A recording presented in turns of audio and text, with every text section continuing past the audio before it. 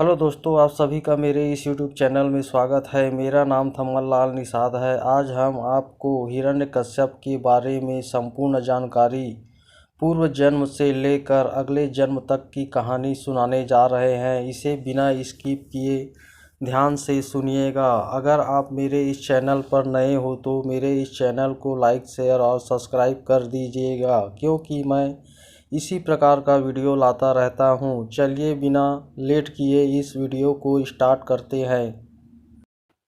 हिरण्यकश्यप सतयुग में जन्मा एक दैत्य राजा था जो अति पराक्रमी तथा शक्तिशाली था। उसका जन्म महर्षि कश्यप के कुल में हुआ था। साथ ही उसको भगवान ब्रह्मा से विचित्र वरदान मिला था। भगवान ब्रह्मा से मिले इसी वरदान के कारण स्वयं नारायण को मृत्यु लोक में अपना अवतार लेकर उसका वध करना पड़ा था। हिरण्यकश्यप के कुल में ही उसका पुत्र प्रहलाद विष्णु भक्त था, जो उसकी मृत्यु के पश्चात उसका उत्तराधिकारी बना था।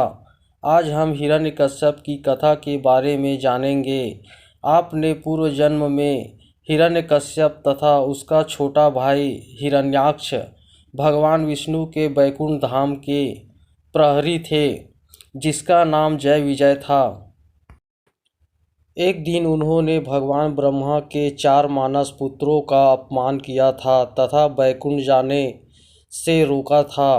तब उन्हें श्राप मिला था कि वे 3 जन्म तक असुर कुल में जन्म लेंगे तथा उनका वध भगवान विष्णु के हाथों होगा। इसलिए जय विजय का अगला जन्म हिरण्यकश्यप तथा हिरण्याक्ष के रूप में हुआ था। हिरण्यकश्यप तथा उसके भाई हिरण्याक्ष के माता पिता का नाम महर्षि कश्यप तथा दिति था। महर्षि कश्यप की कई पत्नियां थीं, जिनमें से एक दिति थी। उसी के गर्भ से दैत्यों का जन्म हुआ था। दरअसल एक दिन दिति किसी कारणवश कामातुर हो उठी थी और उसने गलत तिथि में महर्षि कश्यप को संभोग के लिए कहा था। महर्षि कश्यप के मना करने के बाद भी जब दिति नहीं मानी तो दोनों के बीच संभोग हो गया। इसके परिणाम स्वरूप 2 दैत्यों हिरण्यकश्यप तथा हिरण्याक्ष का जन्म हुआ। हिरण्यकश्यप का विवाह कयाधु नाम की स्त्री से हुआ था, जिससे उसे प्रहलाद नामक पुत्र की प्राप्ति हुई थी। यही पुत्र उसकी मृत्यु का कारण बना था। दरअसल जब हिरण्यकश्यप भगवान ब्रह्मा की तपस्या करने में लीन था तो उस समय देवताओं ने उसकी नगरी पर आक्रमण करके वहां अपना शासन स्थापित कर लिया था। तब देवर्षि नारद मुनि ने कयाधु के रक्षा की थी और उसे अपने आश्रम में स्थान दिया था। वहीं पर हिरण्यकश्यप के पुत्र प्रहलाद का जन्म हुआ था। देवर्षि नारद मुनि की संगत में रहने के कारण वह विष्णु भगवान का भक्त बन गया था। जब हिरण्यकश्यप के छोटे भाई हिरण्याक्ष ने अपने अहंकार से पृथ्वी को समुद्र में डुबो दिया, तब भगवान नारायण ने अपना तृतीय अवतार वाराह लेकर उसका वध कर दिया तथा पृथ्वी को समुद्र से निकाल दिया। अपने भाई की मृत्यु से हिरण्यकश्यप इतना ज़्यादा क्रोधित हो गया था कि वह विष्णु से बदला लेना चाहता था। इस कारण उसने भगवान ब्रह्मा की कठिन तपस्या की। लगभग 100 वर्षों तक कठिन तपस्या करने के पश्चात हिरण्यकश्यप को भगवान ब्रह्मा ने दर्शन दिए। उसने वरदान मांगा कि उसकी मृत्यु भगवान ब्रह्मा के बनाए हुए किसी भी प्राणी से न हो, फिर चाहे वह मनुष्य हो या पशु। इसके साथ ही उसकी मृत्यु न अस्त्र शस्त्र से, न दिन व रात में, न भवन के बाहर और न ही अंदर, न भूमि न आकाश में हो। इस वरदान को पाकर वह अत्यंत शक्तिशाली हो गया था। भगवान ब्रह्मा से यह वरदान पाकर उसने तीनों लोकों पर अधिकार कर लिया। तथा इंद्र का भी आसन छीन लिया। जगह जगह उसने अधर्म के कार्य किए तथा ऋषि मुनियों की हत्याएं करवा दी। वह स्वयं को भगवान मानने के लिए लोगों को बाध्य करने लगा, लेकिन स्वयं उसका 5 वर्ष का पुत्र प्रहलाद विष्णु भक्ति में लीन रहता। शुरू में तो उसने अपने छोटे से पुत्र को धमकियां दी, लेकिन जब वह नहीं माना तब उसने उसकी हत्या के कई षड्यंत्र रचे। हिरण्यकश्यप के द्वारा प्रहलाद को सांपों से भरे कक्ष में रखना, हथियारों के पैरों के सामने फेंकना, पर्वत से गिराना, अग्नि में जलाना इत्यादि सम्मिलित है, किंतु हर बार प्रहलाद की भगवान विष्णु के द्वारा रक्षा कर ली जाती थी। हिरण्यकश्यप की बहन का नाम होलिका था। होलिका को भगवान ब्रह्मा से वरदान प्राप्त था कि उसे कोई भी अग्नि में जला नहीं सकता।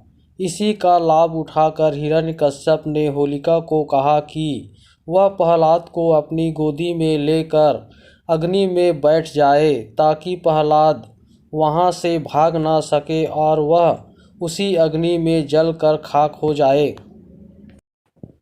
चूँकि होलिका को वरदान प्राप्त था, इसलिए वह प्रहलाद को अपनी गोदी में लेकर अग्नि में बैठ गई। किंतु आश्चर्यजनक बात यह रही कि उस अग्नि में होलिका जलकर खाक हो गई, जबकि प्रहलाद सकुशल बाहर आ गया। दरअसल भगवान ब्रह्मा ने होलिका को वरदान देते समय यह भी कहा था कि यदि वह इस वरदान का दुरुपयोग करेगी तो यह वरदान स्वयं ही निष्प्रभावी हो जाएगा। भगवान विष्णु बैकुंठ में बैठे अपने भक्त प्रहलाद पर यह सब अत्याचार होते हुए देख रहे थे तथा धीरे धीरे उनके क्रोध का घड़ा भरता जा रहा था। एक दिन हिरण्यकश्यप प्रहलाद से विष्णु के होने का प्रमाण मांग रहा था।